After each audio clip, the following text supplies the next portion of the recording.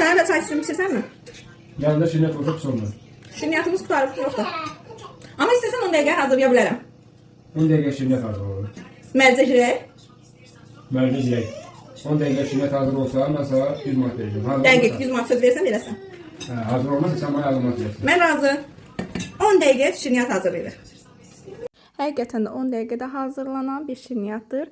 Budur lazım olan inqridiyentlər: milföy xəmiri və şokolad yağı. Fərqi yoxdur, şokolad yağının, milföy xəmirinin hansı xəmirdən istifadə edirsiniz edin, yəni qat-qat xəmir. Və bu formada mən 5 dənəlik qat-qat xəmir almışdım. Üzərində 10 dənə yazılırsa, içində 5 dənə olur və onu 2 hissəyə bölürsən. İçərisinə şokolad yağı sürtüb bu formada qatlayıram. Qat olan hissə alta düşməlidir. Azca üzərinə bastırırsınız, amma bərk yox və üstünə çiziklər atırsınız.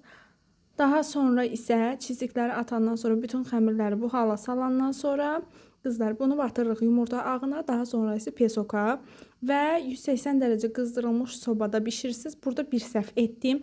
İndi deyəcəm nə səhv etmişəm. Siz onu etməyin. Mən burada belə qaba qoymuşdum, amma sonradan dəyişdirdim.